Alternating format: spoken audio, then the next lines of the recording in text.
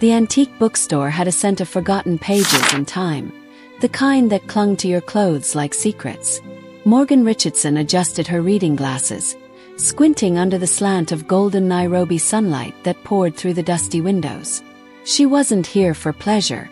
She was on a mission. One last attempt to find a rare first edition on marine ecosystems, essential for the coral restoration project her department was spearheading.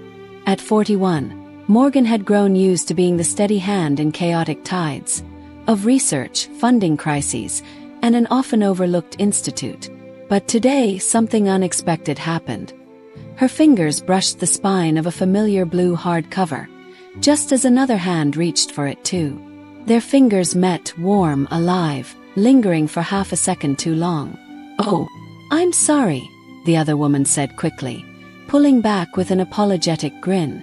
She had golden blonde hair tied into a loose braid, sun-kissed skin, and the kind of confidence only found in someone used to the ocean. "You weren't reaching for Cousteau on marine ecosystems, were you?" Morgan blinked. "Actually, I was." The stranger laughed, a warm, melodic thing that lit up her face. "I'm Brianna Murphy," she said, offering a firm handshake. "Diving instructor. I grew up on Cousteau documentaries. That book's practically my Bible." Morgan couldn't help but smile. Morgan Richardson, marine biologist, Nairobi Research Institute. Brianna's eyes sparkled with recognition. "Wait, are you leading the coral project off the coast? I've been following your team's updates." Somehow, a handshake turned into coffee at the corner cafe across the street, the book forgotten on the shelf. They talked, and time evaporated. Brianna spoke with the kind of animated hands and passionate fire Morgan hadn't seen in years. She told tales of dolphin encounters, near misses with sea turtles, and reef cleaning with teenage volunteers. Morgan found herself leaning in, drawn not just to Brianna's stories but to her presence. She spoke about the scientific hurdles, the endless grant proposals, and her dream of a marine sanctuary untouched by tourism. "Why don't we collaborate?" Brianna suggested, swirling the foam in her second cappuccino. "Your science, my diving outreach. We could create real impact." Morgan hesitated. She'd always kept her work and emotions separated by a solid barrier. But something about Brianna's tone made her heart skip a beat. The age difference loomed in the back of her mind, but for the first time in years, it didn't feel like a wall. It felt like a bridge. When they finally parted ways that afternoon, the cafe nearly empty and dusk settling outside, Morgan felt something shift. As their hands brushed while exchanging contact info, neither of them pulled away. The moment lingered, thick with possibility. Monday arrived with an email that stopped her mid-sip of coffee. "Please welcome Brianna Murphy, our new diving instructor for the marine education program." Morgan stared at the screen, her heart thudding. Coincidence? Fate? Whatever it was, the universe clearly had plans. That afternoon, Brianna stood in the doorway of her office in a navy polo with the Institute's logo. "You didn't mention you applied," Morgan said, trying not to sound flustered. "I'd already accepted when we met. I didn't want it to feel weird." Morgan gestured for her to sit, hiding the storm inside her. "Welcome aboard." Brianna's next words nearly knocked the breath out of her. "Actually, I need to refresh my diving certification. And you're my assigned partner." And that's how Morgan found herself in a wetsuit the next afternoon, standing at the edge of the Institute's training pool, feeling far more exposed than she expected. "You're too tense," Brianna teased gently, adjusting the straps on Morgan's tank. Her fingers brushed against her neck. "Diving is about trust. Letting go." Underwater, the world slowed. Quiet, peaceful. The age gap, the rules, the titles. None of it mattered. They moved together like current and reef, weightless in every sense. Later, back on dry land, water still dripping from her lashes, Brianna helped Morgan out of the pool. Their eyes locked. The space between them seemed thinner. Before Morgan could speak, Brianna leaned in and kissed her, quick and soft. A whisper of a question. Morgan pulled back, heart racing.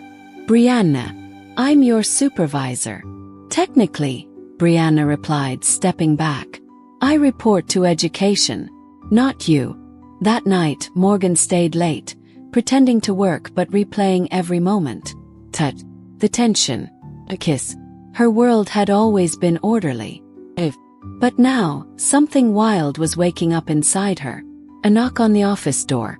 Brianna again. 2 cups of coffee. Peace offering, she smiled. And, maybe we can just talk. The scent of dust and ink filled the air of the tiny bookshop tucked between a florist and a bakery in Leiden. The kind of place you wouldn't find unless you were looking too hard, or not at all. Dr. Eliza Van Rijn adjusted the sleeves of her forest green cardigan as she scanned the crammed bookshelves. At 38, she had grown used to being the quiet expert in the room. Head of marine studies at the Dutch Institute of Ecology, always the one chasing funding, mentoring students, dodging administrative politics.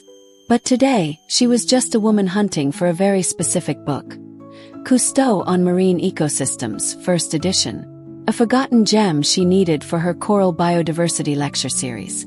The low hum of a record player filled the background with soft jazz, and light from the overcast afternoon filtered through old lace curtains, turning dust into falling stars. Eliza reached out toward a blue spine when her fingers grazed someone else's. "Oh, sorry," a voice said instantly, lilting with a soft American accent. Eliza pulled back, blinking in surprise. The other woman smiled easily. Early 30s, maybe 31 or 32. Sunlight hair in a messy ponytail, freckles dusting her nose, and the kind of wide-open eyes you don't see much in academia. "You weren't going for Cousteau's Marine Ecosystems, were you?" Eliza managed a nod, then chuckled.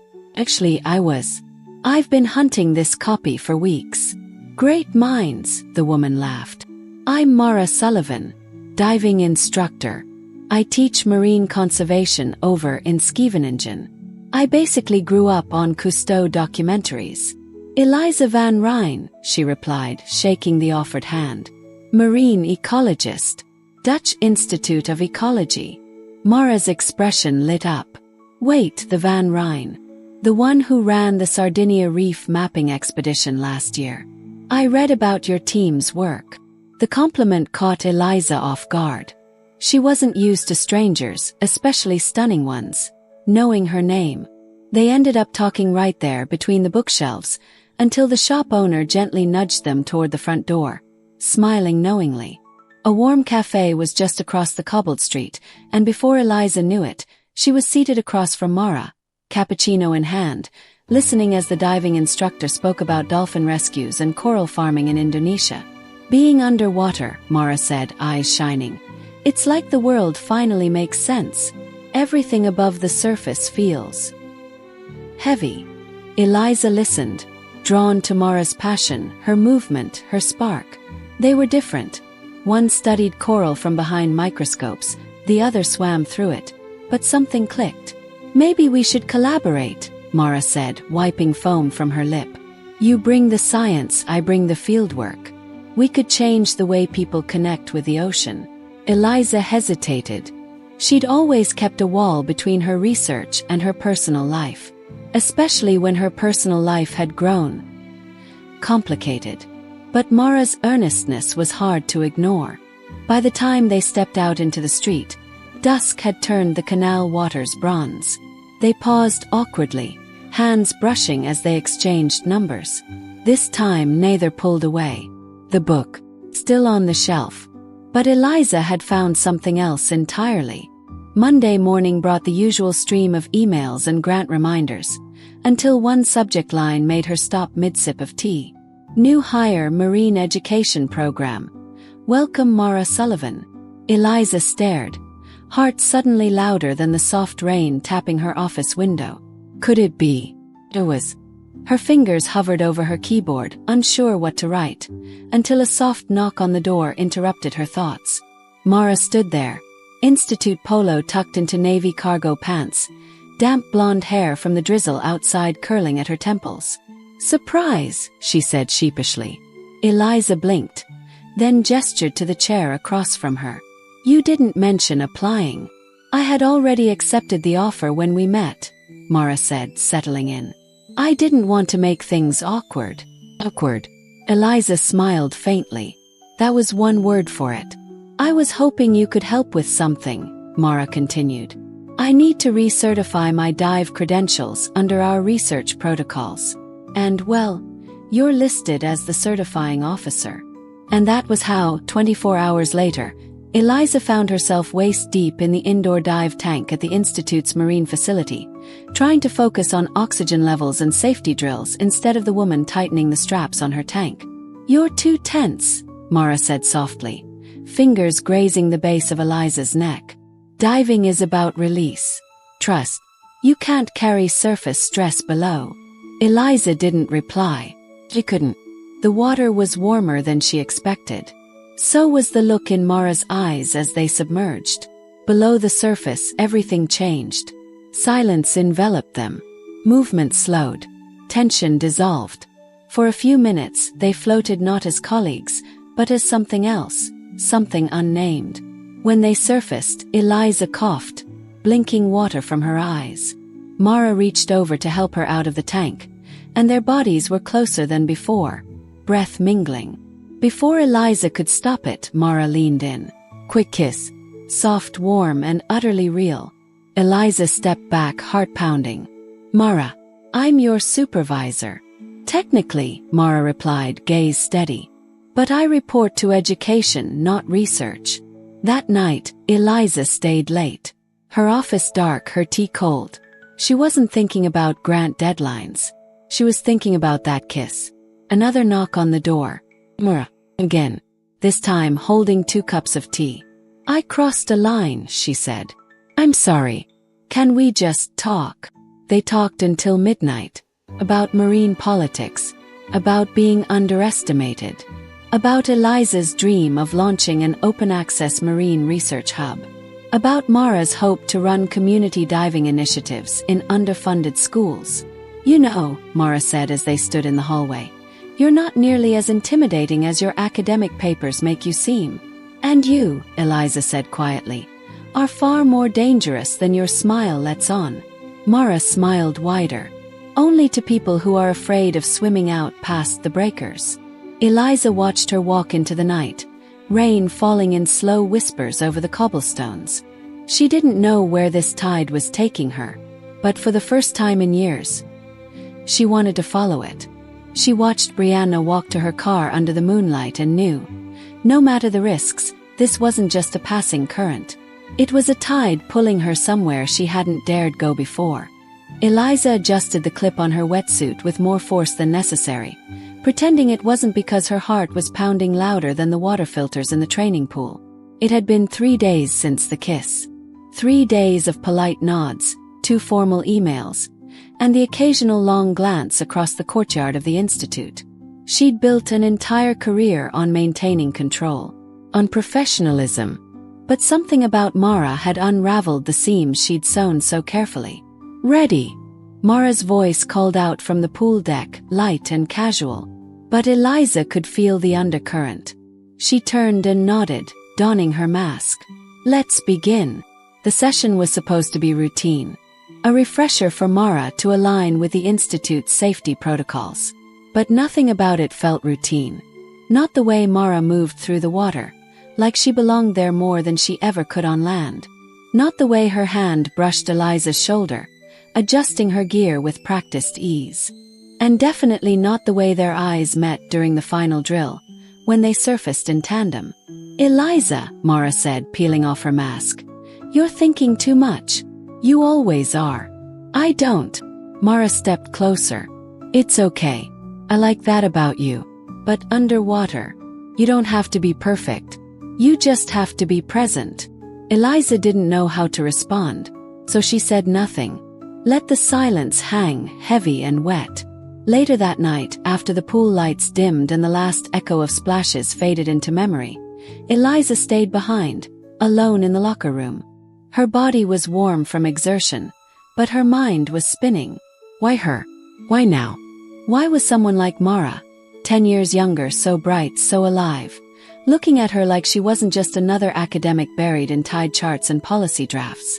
The next morning, Eliza arrived at her office to find a small box waiting on her desk. No note, no name. Just a thin bracelet made of braided nylon and a small silver charm shaped like a wave. She stared at it for a long time. Across the hall, Mara waved through the glass. The coral project was picking up pace. The institute had secured short-term funding for an offshore study, and Eliza's team was scheduled to conduct daily dives along a reef near Texel. Of course, Mara was part of the team now.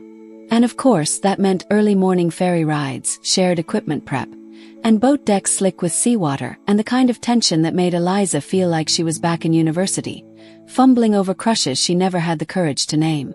"You okay?" Mara asked one morning as Eliza checked the tank gauges for the third time. "Fine," she said too quickly. "You always fidget when you're overthinking," Mara added, casually tightening the valve. Eliza looked at her.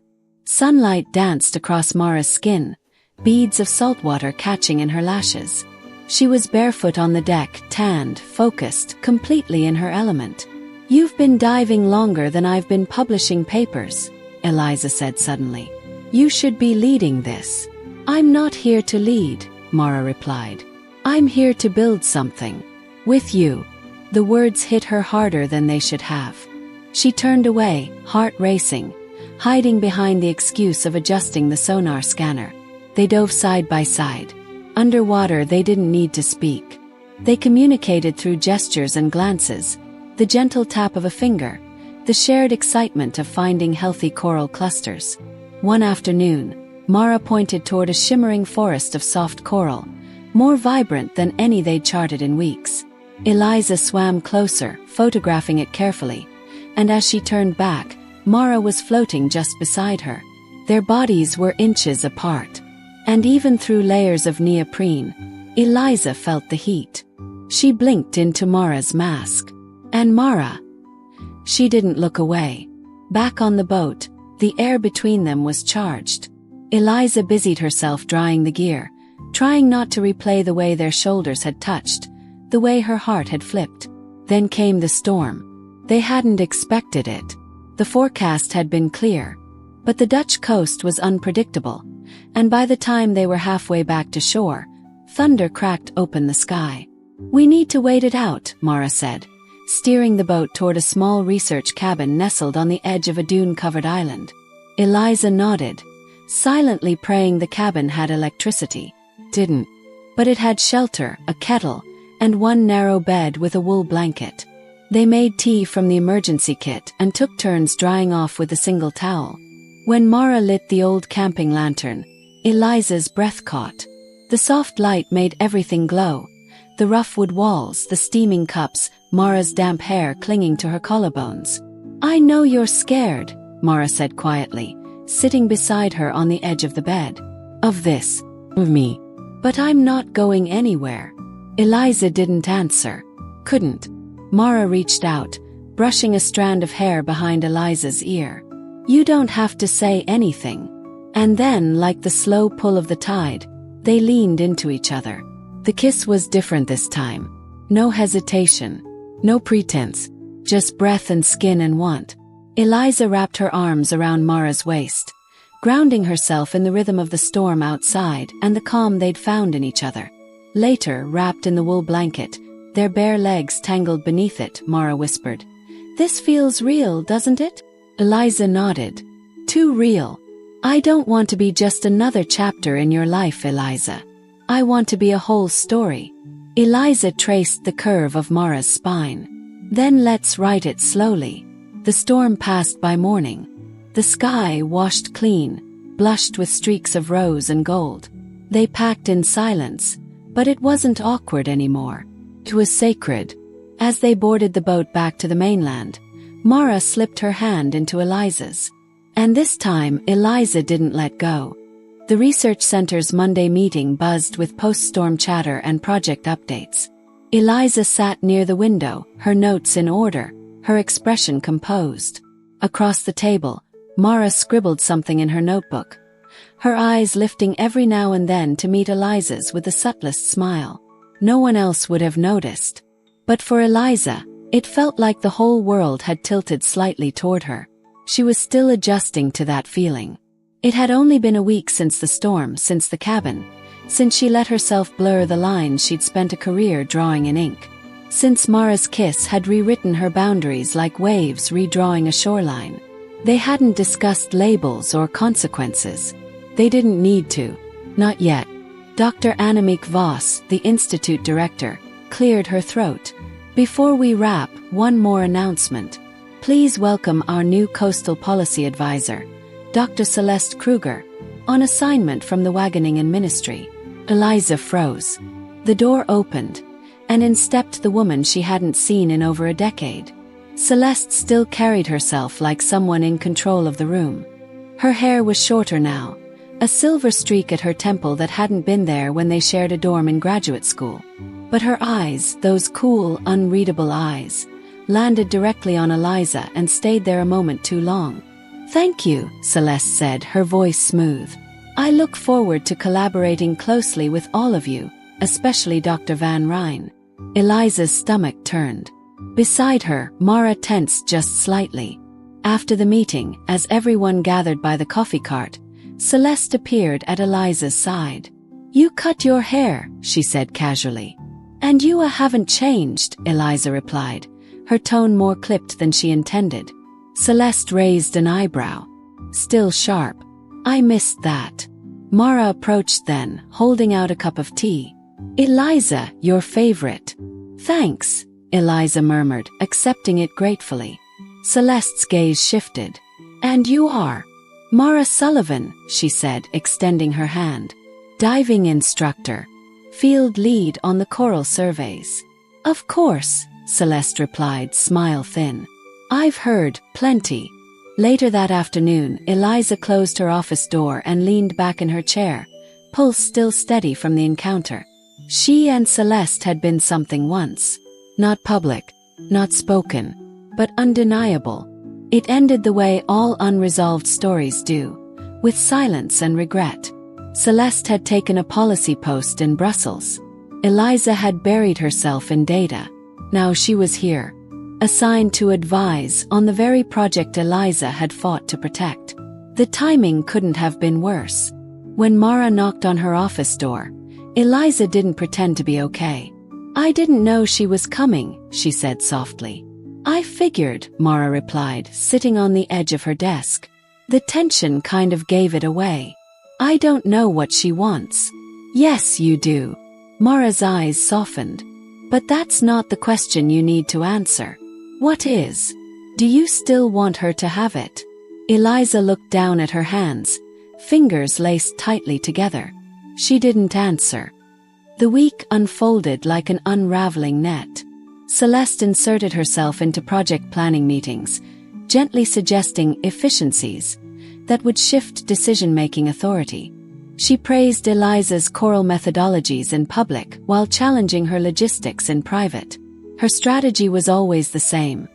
Dominate, then disarm. It worked in Brussels. It wouldn't work here. But the part Eliza hadn't counted on was how much Celeste remembered. Her favorite reference books. Her tendency to pace while problem-solving. Her love of obscure jazz during late-night data reviews. Mara noticed. Eliza caught her lingering by the lab door one evening, watching Celeste and Eliza debate over reef sample coding.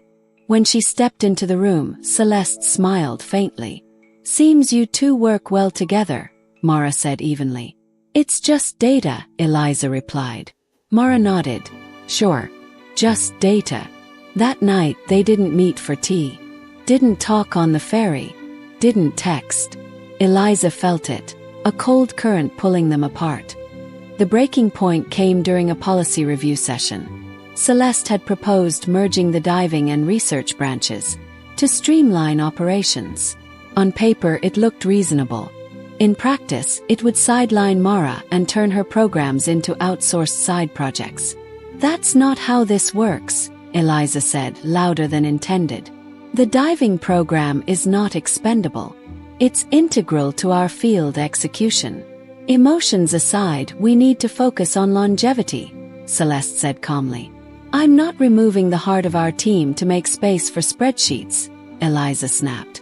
Afterward, she found Mara in the dive prep room, her hands shaking slightly as she recalibrated an oxygen sensor.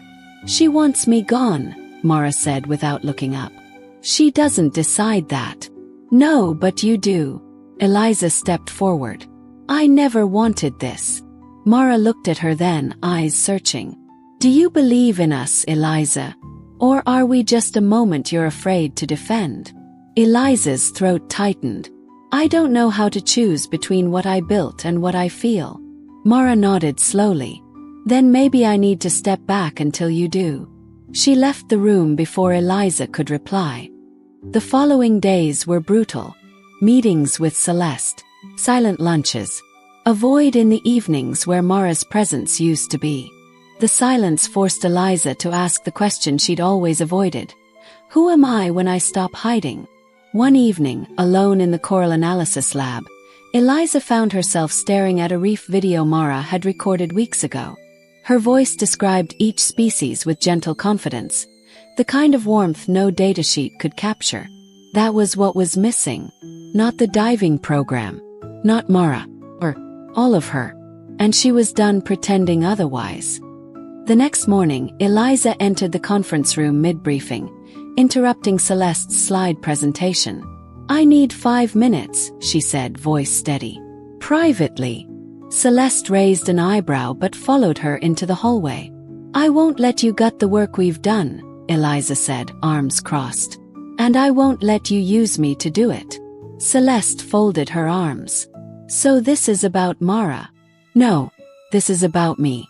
And finally choosing something that doesn't make sense on paper but makes sense in my bones." Celeste's expression hardened, then softened. "She's not like us. She's exactly what I need," Eliza said. "And I won't lose her trying to rewrite history with you." Celeste stepped back. "I suppose you've made your choice." "I have." And for the first time in a long time, she felt free. The storm had passed, but the aftermath still lingered in Eliza's chest like a receding tide, dragging away everything that had weighed her down. She stood alone at the edge of the training pool that night, the scent of chlorine and salt water mixing in the air. The building was quiet, lights dimmed. Everyone else had gone home. But Mara wasn't just anyone. Eliza had rehearsed a speech. Something clear, something precise. But when the locker room door opened and Mara appeared, towel around her shoulders, skin still glistening from a late dive session, the words vanished. Mara paused. "Didn't expect to see you here." Eliza stepped forward. "I need to say this in person. Not in an email. Not at a meeting. Just as me." Mara nodded but said nothing. "I chose wrong, Mara," Eliza said, voice low. "Not between you and Celeste. That was never a question. I chose wrong the moment I let silence speak louder than what I felt. I thought protecting the work meant burying the personal. But I was wrong. The work means nothing if I lose the heart that made me fight for it in the first place." Mara looked down at the tile, her jaw tight. "I didn't expect you to say any of that," she said quietly. "I thought I'd already become background." "You're the current," Eliza replied. "You move everything." There was a beat of silence. 2 heartbeats. 3. Mara finally raised her eyes, and something unspoken passed between them again, like that first glance in the bookstore. That quiet spark neither of them had the courage to name until it had already caught fire. "I still don't know where this leads," Eliza added. "I can't promise it won't be messy. But I'm tired of pretending this isn't real." Mara's smile was slow, careful, but it reached her eyes. "Then meet me halfway." And without another word, she stepped back from the bench and held out her hand. They drove the Institute's boat out just before sunrise. No cameras, no data collection. Just 2 wetsuits, a dive plan, and a shared silence that no longer felt like avoidance, but anticipation. The North Sea was cold that morning, but the visibility was clear. The water wrapped around them like a promise. As they descended along the edge of the reef shelf, Eliza marveled at how easily Mara moved, like a dancer through water. She followed, her hands steady now, her mind quiet. Every movement felt synced, Every glance shared behind their masks a confirmation of what they now understood. This was where they were strongest, here in the deep. They reached the bottom, hovering beside a bloom of coral newly planted from their last restoration trial. New growth shimmered under Mara's torchlight. Life was happening, quietly, powerfully. Mara turned, reached into her gear pouch, and pulled out a waterproof slate. 3 words, etched with a diver's pencil. "Will you stay?" Eliza blinked behind her mask, heart racing. She reached for her own slate. "Always." They hovered there for a while longer, fingers brushing through gloves, breath measured and in sync.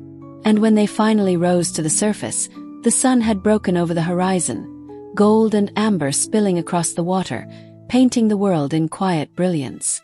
Back on the boat, Eliza pulled Mara close. No words, just a kiss that felt like a vow. Weeks passed, then months. Celeste's final report was submitted without ceremony. She returned to The Hague, leaving only a polite email and a tight handshake behind. Eliza didn't look back. Instead, she and Mara worked side by side as the Institute's projects expanded.